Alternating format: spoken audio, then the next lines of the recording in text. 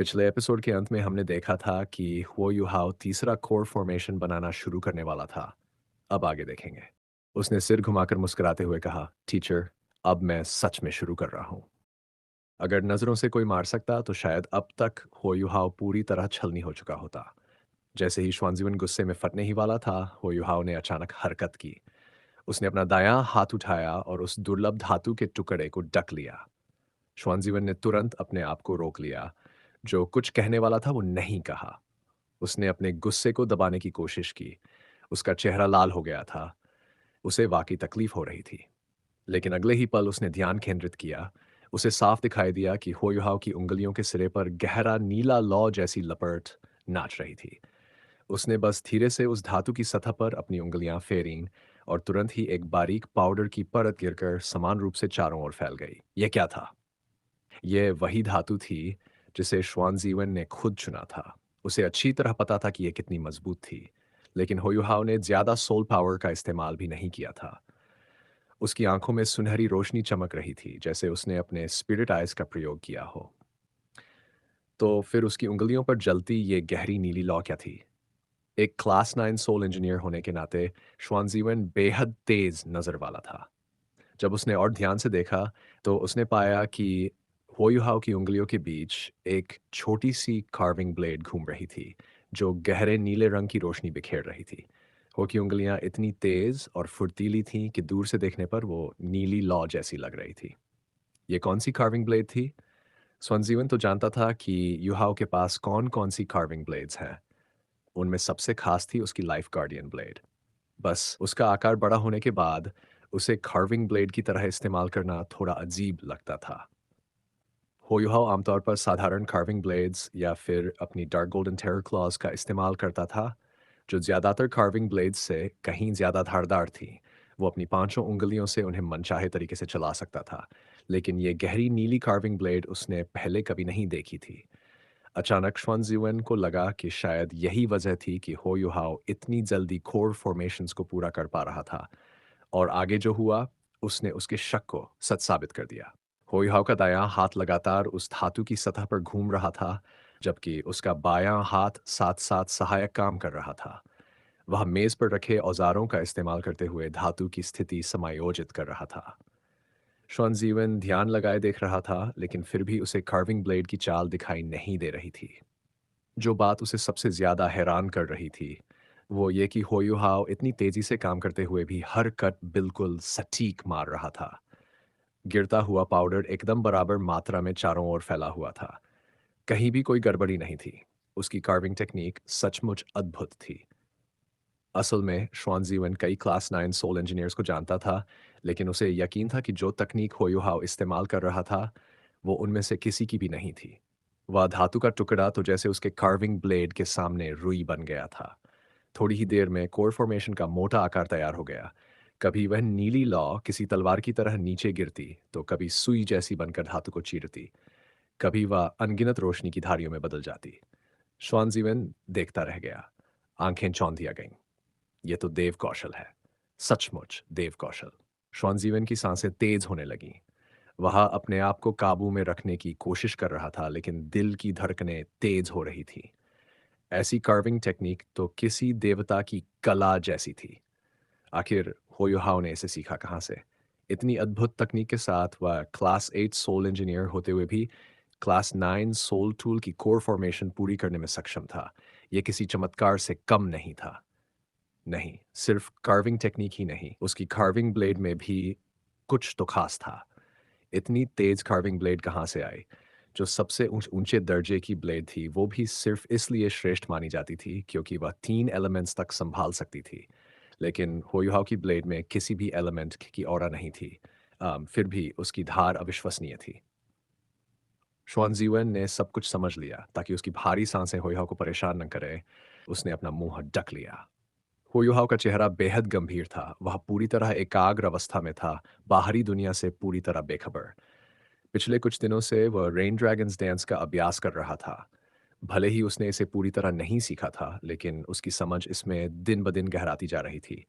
जितना वह इसे समझता, उतना ही इसकी गहराई देखकर चकित होता। श्वान जीवन की नज़रों में यह देव कौशल था और हो युहाओ के लिए भी यही था। रेन ड्रैगन्स डांस ऐसी कार्विंग टेक्निक थी जो किसी इंसान द्वारा बनाई गई लगे ही नहीं। वह इसे इसलिए सीख सका क्योंकि गॉड ऑफ इमोशंस ने कार्विंग टेक्निक्स के सारे रहस्य उसकी आत्मा में गहराई तक अंकित कर दिए थे। साथ ही अपनी समझ भी उसे सौंप दी थी। पर हो युहाओ की अपनी प्रतिभा भी इसमें अहम थी। वह 10 साल से कार्विंग ब्लेड्स का इस्तेमाल कर रहा था। उसका आधार बेहद मजबूत था। साथ ही टैंक सेट की हिडन वेपन्स की कला ने उसकी उंगलियों को असाधारण रूप से फुर्तीला बना दिया था। ऊपर से उसकी स्पिरिचुअल पावर भी दूसरों से कहीं ज्यादा थी। इन्हीं सब कारणों से वह इतनी जटिल कार्विंग टेक्निक को इतने कम समय में समझ सका। समय बीतता गया, सेकंड दर सेकंड। श्वान जीवन की हैरानी अब प्रशंसा में बदल गई थी। वह पूरी तरह मंत्रमुग्ध हो चुका था। भले ही वह होयुहाव की कार्विंग टेक्निक को पूरी तरह नहीं देख पा रहा था, फिर भी उसने बहुत कुछ सीखा। होयुहाव एक बिल्कुल अलग मार्ग पर चल रहा था, परंपरागत सोल इंजीनियर से बिल्कुल भिन्न। इसमें कई ऐसे बिंदु थे जिनसे श्वान जीवन अपने तरीकों को सुधार सकता था। 1 घंटा, 2 घंटे। ये कोर फॉर्मेशन पहले की दोनों की तुलना में कहीं ज्यादा जटिल थी। पूरे 2 घंटे बाद जब हो युहाओ ने अपना दायां हाथ उठाया तो गोस्ट कार्विंग ब्लेड 3 नीली रोशनी की धारियों में बदल गई, जो कोर फॉर्मेशन पर सांपों की तरह घूमने लगी, मूर्ति बल खाती और अंतिम कट लगाती हुई। फिर ब्लेड गायब हो गई और नीली रोशनी भी मंद पड़ गई। हो युहाओ ने अपना बायां हाथ उठाया और एक उंगली से कोर फॉर्मेशन की सतह को छुआ। श्वानजीवन उसे रोक नहीं पाया इससे पहले कि उसने अपनी सोल पावर उसमें प्रवाहित कर दी। आमतौर पर सोल इंजीनियर्स पहले ये जांचते हैं कि कोर फॉर्मेशन ठीक काम कर रही या नहीं, उसके बाद ही उसमें सोल पावर डालते हैं। लेकिन हुयाओ ने जानबूझकर यह चरण छोड़ दिया था। वो एक हल्की सी गुनगुनाहट सुनाई दी। पूरी कोर फॉर्मेशन चमक उठी। अंदर से नारंगी लाल रोशनी फूटने लगी और छोटे छोटे छिद्रों से बाहर फैलने लगी। शक्तिशाली सोल पावर की तरंगें चारों ओर फैल गईं। पूरा कोर फॉर्मेशन किसी कलाकृति की तरह चमक उठा, चिकना और उज्जवल हो गया। स्वानजीवन चिल्लाया, उसकी आवाज हल्की कांप रही थी। वह बेहद उत्साहित था। होयुहाव ने भी लंबी सांस ली, पीछे की कुर्सी पर बैठ गया और हाँफने लगा। यह पहली बार था जब उसने इतना जटिल कोर फॉर्मेशन बनाया था।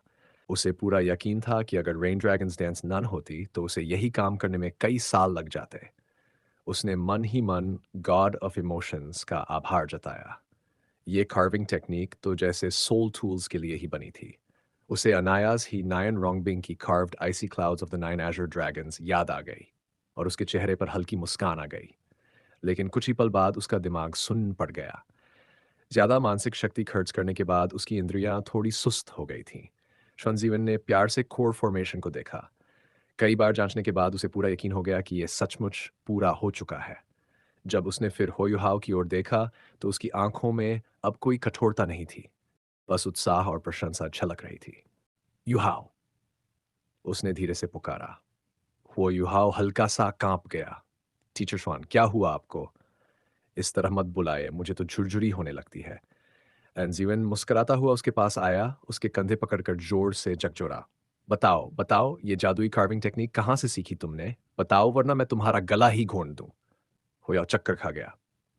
शांत हो जाए, शांत हो जाए। लेकिन एनजीवन कैसे शांत होता? पोयुहाव ने अपने कर्मों से एक के बाद एक चमत्कार कर दिखाया था। एक क्लास 8 सोल इंजीनियर जिसने अभी अभी 8 रिंग्स हासिल की थी, वो इतनी कम समय में क्लास 9 सोल टूल की कोर फॉर्मेशन बना दे। ये सोल सोल इंजीनियरिंग के इतिहास में अभूतपूर्व था। वह शांत कैसे रह सकता था? आखिरकार हुओ युहाओ ने इंस्टेंट टेलीपोर्टेशन का इस्तेमाल करके अपने आप को छुड़ाया। फिर उसने अपनी गोस्ट कार्विंग ब्लेड निकाली और श्वान जीवन को थमा दी। जैसे ही श्वानजीवन ने उसे पकड़ा, उसने एक अजीब सी ठंडी और डरावनी ऑरा महसूस की। ब्लेड की धार इतनी तीखी थी कि वह उस पर दोबारा नजर भी नहीं डाल पाया। जब उसने उसे इस्तेमाल करने की कोशिश की, तो ब्लेड एक नीली रोशनी की रेखा में बदलकर उड़ती हुई हुहाव की वर्टिकल आई में लौट गई और गायब हो गई। टीचर श्वान, इसे इस्तेमाल करने के बारे में सोचिए भी मत। ये ब्लेड अब मुझसे जुड़ चुकी है, मेरे शरीर का हिस्सा बन गई है। इसे कोई और इस्तेमाल नहीं कर सकता। हुयुहाव को अपनी कार्विंग ब्लेड से एक जीवित सी ऊर्जा महसूस हो रही थी। जब श्वान जीवन ने उसे छुआ तो ब्लेड ने अपने आप कड़ा प्रतिरोध किया। श्वान जीवन ने पूछा, और ये कार्विंग टेक्निक, ये क्या है युहाओ? बताओ मैंने तुम्हारे साथ इन सालों में कैसा बर्ताव किया है। रुकिए, आपको कुछ और कहने की ज़रूरत नहीं है। मुझे पता है आप क्या कहना चाहते हैं। ये कार्विंग टेक्निक ही तो है ना? मैं आपको सिखा दूंगा, ठीक है? वो युहाओ ने तुरंत कहा। वो बहुत समझदार था। उसे अच्छी तरह पता था कि श्वानजीवन क्या चाहता है। श्वानजीवन ये सुनकर बहुत खुश हुआ, लेकिन उसी पल उसका चेहरा गंभीर भी हो गया। उसने 2 कदम पीछे हटकर उनके बीच कुछ दूरी बनाई और झुककर युहाओ को प्रणाम किया। हो युहाओ चौंक गया और छत से एक और हट गया। टीचर श्वान, ये क्या कर रहे हैं आप? मैं इस तरह के सौभाग्य के लायक नहीं हूं। श्वानजीवन ने कहा, यह तो उचित ही है।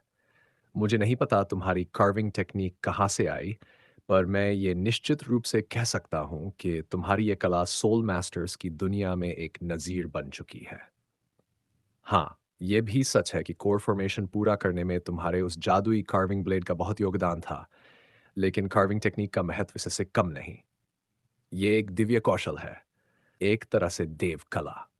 अगर तुम ये कार्विंग टेक्निक मुझे सिखाने को तैयार हो, तो मैं भी भविष्य में तुम्हें अपना टीचर मान लूंगा। टीचर श्वान सच में थोड़ा पागल है। मार्शल सोल कल्टीवेशन की बात करें तो जीजोचन सबसे सन की है, लेकिन सोल टूल्स की बात हो तो टीचर श्वान से बड़ा दीवाना कोई नहीं। हो युहाओ मुस्कराया। ऐसा मत कहिए।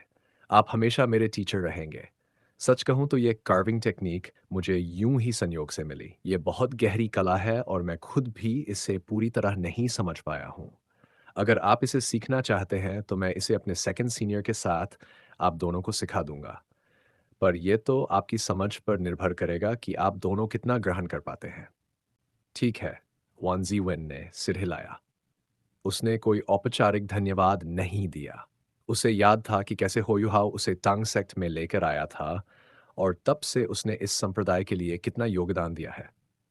अब जब होयुहाव ने उसे ये कार्विंग टेक्निक सिखाने की बात कही, उसने मन ही मन तय कर लिया कि वह अपनी बाकी जिंदगी टांग सेक्ट को समर्पित कर देगा। होयुहाव को श्वान जीवन के इस मनोवैज्ञानिक बदलाव का अंदाजा नहीं था। वह इस समय बेहद थका हुआ था और बस आराम करना चाहता था। पिछले कुछ दिनों में वह धीरे धीरे उस अजीब से सील का आदी हो गया था जो उसके और टांग वूतोंग के बीच था। दोनों अगर साथ में कल्टीवेशन करते तो सब ठीक रहता, लेकिन अगर ज्यादा करीब आने की कोशिश करते तो परेशानी होती। शुरुआत में वह थोड़ा असहज था। आखिर उसने टांग वूतोंग को वापस पाने के लिए बहुत मेहनत की थी और अब वह उसके करीब रहना चाहता था। लेकिन पिछले कुछ दिनों से वह बहुत थका हुआ रहता था। हर दिन सोल टूल्स पर काम खत्म करने के बाद जब वह कमरे में लौटकर टांगवुतों को देखता तो मन में एक शांति और सुकून महसूस करता। दोनों साथ में खाना खाते और रात में मिलकर कल्टीवेशन करते। एक हल्का आलिंगन, एक छोटा सा चुंबन, बस इतना ही उन्हें बहुत खुश कर देता। उसके मन की पहले वाली उदासी अब धीरे धीरे मिटने लगी थी और वह इस जीवन शैली को पसंद करने लगा था। पूरा 1 महीना लगा और उसने सभी 13 कोर फॉर्मेशंस पूरी कर ली। तीसरी फॉर्मेशन के बाद सिशवान जीवन ने बाकी का सारा काम उसे सौंप दिया था। हालांकि ये क्लास 9 सोल टूल पूरी तरह हो युहाओ ने अकेले नहीं बनाया था। भले ही उसने गोस्ट कार्विंग ब्लेड की मदद से बाहरी खोल और सभी कोर फॉर्मेशंस पूरी कर ली, लेकिन अंतिम इंस्टॉलेशन और टेस्टिंग के लिए उसकी क्षमता अभी पर्याप्त नहीं थी।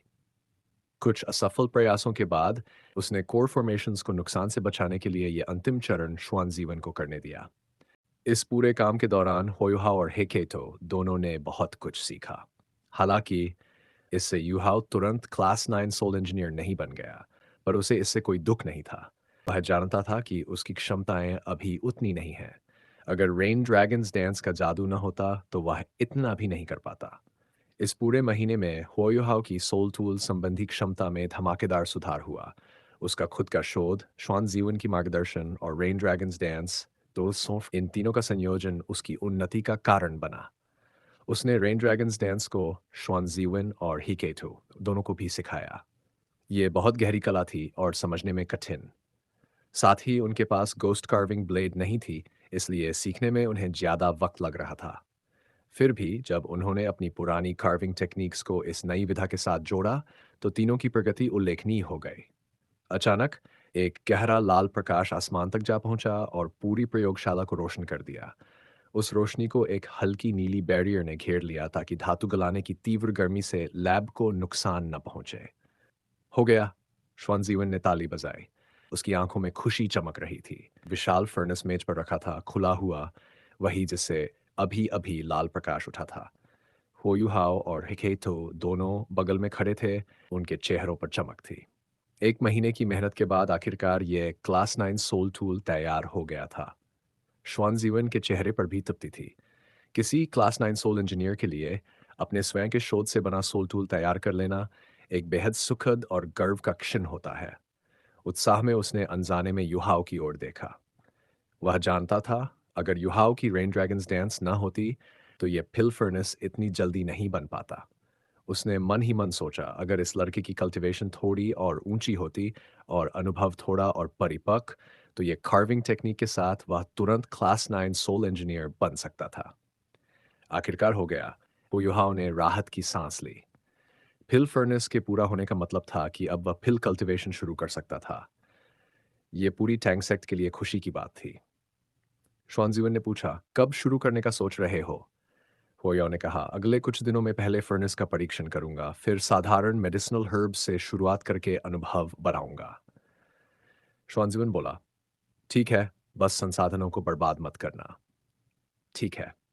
अगले कुछ दिनों तक हुयुहाओ पूरी तरह फिल कल्टीवेशन के परीक्षणों में डूब गया। सच कहें तो एक उच्च स्तरीय फिल फर्नेस दवा बनाने में बेहद सहायक था।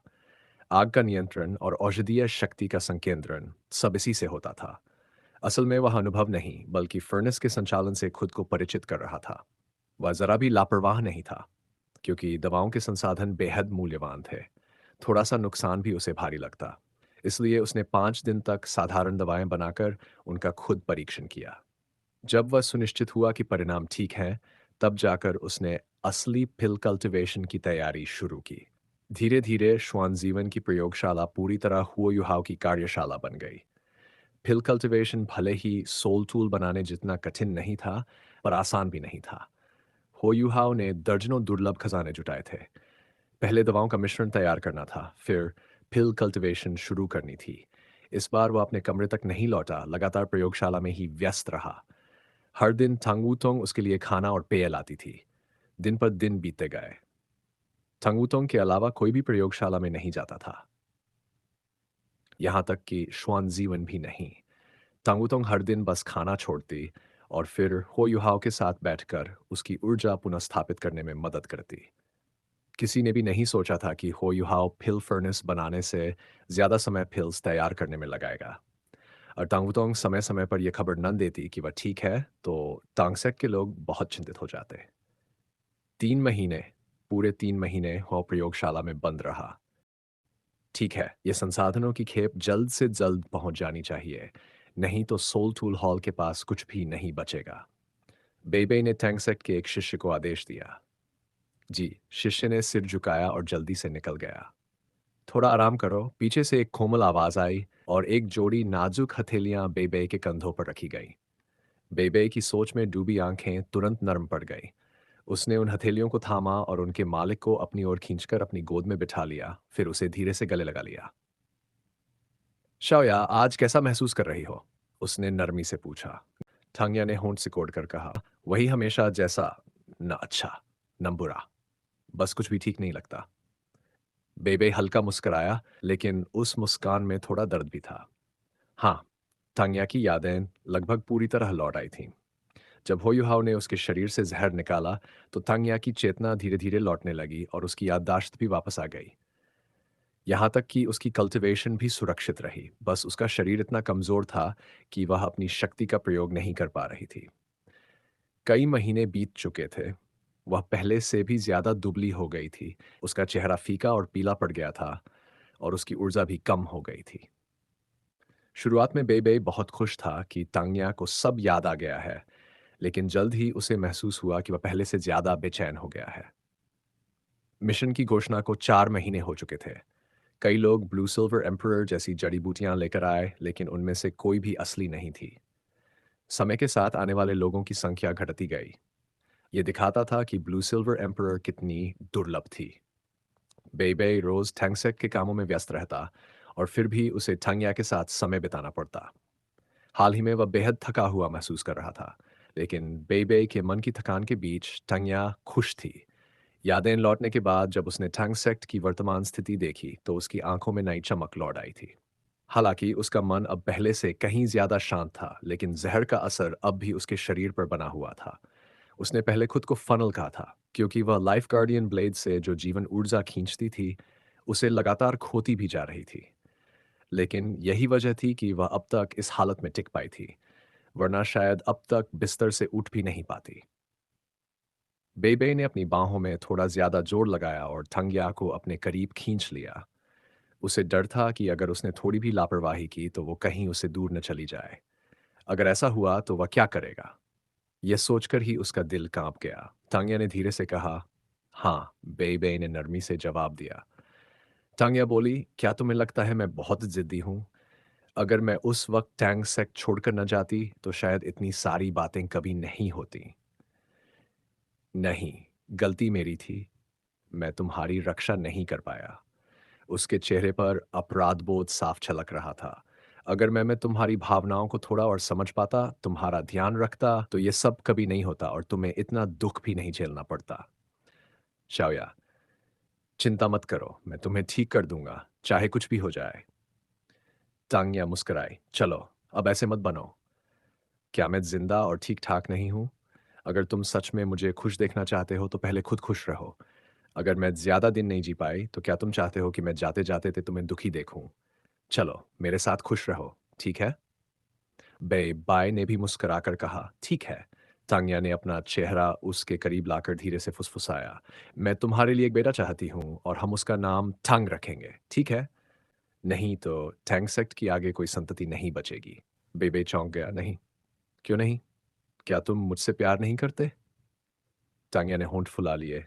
हालांकि उसे अपनी यादें वापस मिल गई थीं, लेकिन उसका स्वभाव फिर से वैसा ही हो गया था जैसा किशोरावस्था में था। बेबे ने कड़वाहट भरी मुस्कान दी। ऐसा नहीं है कि हम उसका नाम टांग नहीं रख सकते। बात नाम की नहीं है। तुम्हारी हालत ऐसी नहीं है कि तुम बच्चा पैदा कर सको। तांग्या ने सिर हिलाया। नहीं, मैं ठीक हूं। मैं कर सकती हूँ। मेरी जीवन ऊर्जा भले ही कम है, लेकिन अगर हमारी जीवन ऊर्जा मिल जाए तो नया जीवन जरूर बन सकता है। वो मेरी जगह जिंदा रहेगा। ये कितना अच्छा होगा ना? अगर मैं मर भी गई तो वो तुम्हारे साथ रहेगा, ताकि तुम अकेले न महसूस करो। बेबाय का शरीर कांप गया और उसकी आंखों से आंसू फूट पड़े। उसने तांग्या को जोर से गले लगाया, खुद पर काबू खोते हुए। नहीं, नहीं, नहीं शाओया, मैं तुम्हें मरने नहीं दूंगा। तुम नहीं मर सकती। अगर तुम मर गई तो मैं भी तुम्हारे साथ मर जाऊंगा। तांग्या ने उसके बालों पर हाथ फेरा। उसकी आंखों में अत्यंत कोमलता थी। बेवकूफ, कौन है जो नहीं मरता? फर्क बस इतना है कि कब। मुझे कोई अफसोस नहीं है। तुमने मेरा सबसे बड़ा सपना पूरा कर दिया है और तुम मुझसे इतना प्यार भी करते हो। भले ही मैंने ज्यादा नहीं जिया, पर मैंने वो सब किया जो मैं चाहती थी। मुझे कोई पछतावा नहीं। मैं बस तुम्हारे लिए एक बच्चा चाहती हूँ, बस इतना ही, ठीक है? बेबे अब कुछ भी नहीं कह पाया। वह बेकाबू होकर रो रहा था। बेबे। उसी समय बाहर से आवाज आई। टांग्या तुरंत बेबे की बाहों से अलग हो गई। बेबे ने भी जल्दी से अपने आंसू पोंछे। टैंगसेक का प्रमुख होने के नाते वह किसी को अपनी ये हालत नहीं दिखा सकता था। सुसेंशी कमरे में धर धर आता हुआ गुस्सा। टैंगसेक्ट में वही एक ऐसा व्यक्ति था जो बेबे के कमरे में इस तरह बेधड़क दाखिल हो सकता था। अंदर आते ही उसे माहौल कुछ अजीब लगा। उसने पहले टांग्या की आंखों में झलकती नाराजी देखी, फिर बेबे की लाल आंखें। उसने खांसते हुए कहा, क्या मैं गलत वक्त पर आ गया हूं? चाहो तो बाद में आ जाऊं? बेबे ने झुठलाकर कहा, बकवास मत करो, जो कहना है जल्दी कहो। वह सुसंशी को बहुत अच्छे से जानता था। उसकी आवाज से साफ पता चल रहा था कि कुछ हुआ है, और वो शायद कोई अच्छी खबर है। सुसंशी ने जल्दी कहा, ऐसा लगता है कि हमारा लिटिल जूनियर अब अपनी बंद साधना पूरी करने वाला है। लैब से बहुत तेज मेडिसिनल स्मेल आ रही है। हर जगह फैल चुकी है। चलकर देखना चाहोगे? श्वानजीवन की प्रयोगशाला बेसमेंट में थी और बहुत मजबूती से बंद रहती थी। अगर उस लैब से गंध बाहर तक आ रही थी तो दवा की शक्ति असाधारण थी। सुसंशी की बात सुनकर बेबे तुरंत सतर्क हो गया। हालांकि उसे पता था कि होयुहाव की कोई भी दवा तांग्या का इलाज नहीं कर सकती, लेकिन उसके मन में अब भी हल्की सी उम्मीद बाकी थी। चलो जाकर देखते हैं। वास्तव में जैसा सुसंशी ने कहा था, वह गंध इतनी तीव्र थी कि कमरे से बाहर निकलते ही बेबे को महसूस हो गई। वह हल्की लेकिन तरोताजा करने वाली थी। बस जरा सी सूंघते ही उसे लगा मानो उसकी सोल पावर में एक झटका आया हो। बेबे को अचानक एक विचार आया और उसने कहा, संशी, तुरंत सभी टंग सेक्ट डिसाइपल्स को अभ्यास मैदान में बुलाओ, सभी को साथ बैठकर मेडिटेट करने दो। सुसंशी तुरंत समझ गया। हाँ, क्यों नहीं सोचा मैंने। मैं अभी सबको बुलाता हूँ। तुम और शौया पहले लैब चलो। दोनों ने काम बांट लिया।